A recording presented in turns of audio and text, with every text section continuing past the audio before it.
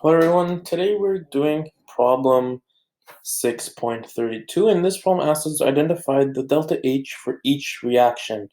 So remember, your delta H for a reaction equals the sum of delta H of your reactants minus the sum of delta H of your products. So another way to say this is your delta H, so let me write it out. So your delta H of reaction equals the sum of delta H of reactants minus the sum of delta H of products. So another way of saying this is the delta H of your reaction equals the sum of the delta H of the bonds being broken minus the sum of the delta H of bonds being formed. So these are synonymous. You can say it either way. Reactants minus products. You're breaking your reactants bond in order to form the products bond. So there's two different ways to say this. So now using that, let's form our, using the table, let's determine the delta H of our reactants. So here we're seeing that we have ethane. We're taking away one of these hydrogens and replacing it for one bromine. So we know that one carbon-hydrogen bond is breaking, and we also know that one Br-Br bond is breaking. So the energy of these is equal to 410 kilojoules per mole, and the diatomic bromide breaking is 192 kilojoules per mole. So that gives us a total bond breaking, because we're only breaking one of these carbon-hydrogen bonds, and we're breaking this bromine-bromine bond in order to form this carbon-bromine bond and this hydrogen-bromine bond. So this equals to a total of positive 602 kilojoules per mole. Now our products, we're now forming a carbon-bromine bond. So we're now forming a carbon-bromine bond. Specifically, we're forming that on an ethane scaffold, and we're also forming an HBr bond. So this equals an energy of 285 kilojoules per mole, and HBr bond formation generates 368 kilojoules a mole. So the total of that equals 653 kilojoules per mole. But remember, you're subtracting the bonds being formed. So we'll put a minus sign here. So if we just take these 602 minus 653, we get a total delta G of your delta H of your reaction being minus 51 kilojoule per mole.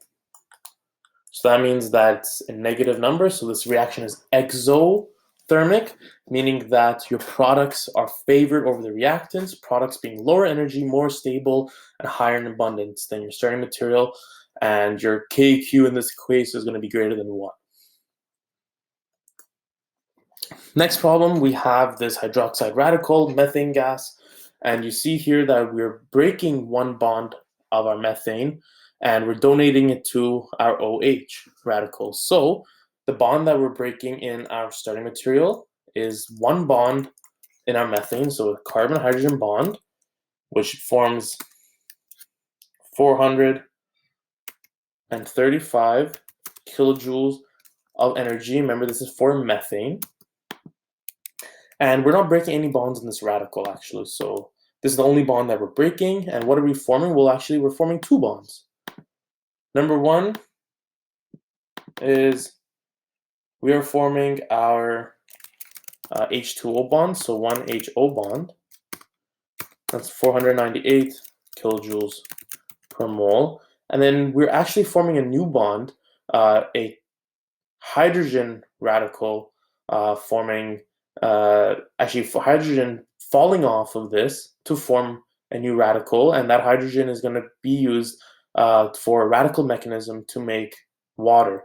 So let me draw. So imagine you have one of these hydrogen bonds It's formed with 2 electrons. So this has 2 electrons. So one of these electrons are going to form with this radical to form a new sigma bond. The other one is going to go to carbon nucleus over here. So in essence, we're not actually forming any other bond here. We're just doing some sort of radical mechanism. So we're left with only one bond officially being formed, one sigma bond being formed. So obviously, if we remember that this needs to be the minus sign because we're subtract these two, we would get a delta H of minus 63 kilojoules per mole. And remember, this means that this reaction is exothermic, meaning the product is more stable, lower energy, and higher in abundance than the starting material, meaning that delta G is also negative, meaning that KQ is greater than 1, meaning the products are favored.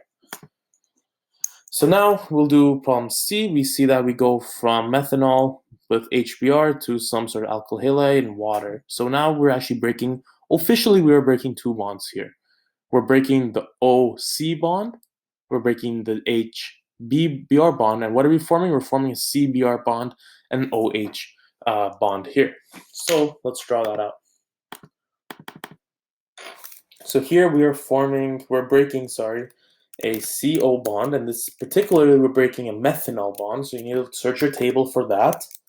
And this gives you 389 kilojoules per mole energy, and we're breaking our bromic acid, so HBr, and this gives you 368 kilojoules per mole energy, and for a total of 757 kilojoules per mole energy. And we're forming our product, so we broke that CO bond and we replaced it with now a CBr bond, and that has a total energy of 293 kilojoules per mole energy. And we took off this OH and we took off this H, so now we're combining them. So with our OH, we're binding it to that second H to form water. And we're getting that 498 kilojoules per mole energy for a total of, remember, negative 791 kilojoules per mole energy. So now if we just add those two together, we will see that we have delta H equals minus 34 kilojoules per mole energy. And remember, negative delta H means exothermic, meaning that your products are more stable, lower energy, and favored over your reactants, meaning delta G is less than 0 is negative, and KQ is larger than 1. Now, if you do the same thing for the last problem here, we see that from a bromine radical, we go to some sort of hydrogen radical, and from methane, we gain a Br. So obviously, in order to gain a bromine, we need to take off one of these hydrogens. So we know one of these hydrogen bonds must be broken. So we know that one of the methane hydrogen bonds must be broken. So this will give us 435 kilojoules per mole energy. And we know that we're forming a bond. And what are we forming? Well, we're forming a carbon-bromine bond. So that gives us 293 kilojoules per mole energy. And if we remember, you need to add a minus sign here because it's the delta H of your reactants minus the delta H of your product. So this minus that gives us an overall delta H of our reaction of positive 142 kilojoules per mole energy. So now, because delta H is positive, we know that our starting material is lower in energy, more abundant, and favorable over our product. Why? Because this is an endothermic reaction. That means our product is higher energy, less stable, and less abundant. So what does this mean? This means that your delta G is also positive, meaning it's endogarnic, and this also means that KQ is less than 1. Why? Because KQ equals products or reactants, and if it means that And if delta H is positive, that means that we have more reactants. Then that means that KQ, the denominator will be larger than the numerator. So because the denominator will be larger, we'll get a fraction. Fractions are always less than 1. So we know KQ will be less than 1. Delta G and delta H are positive.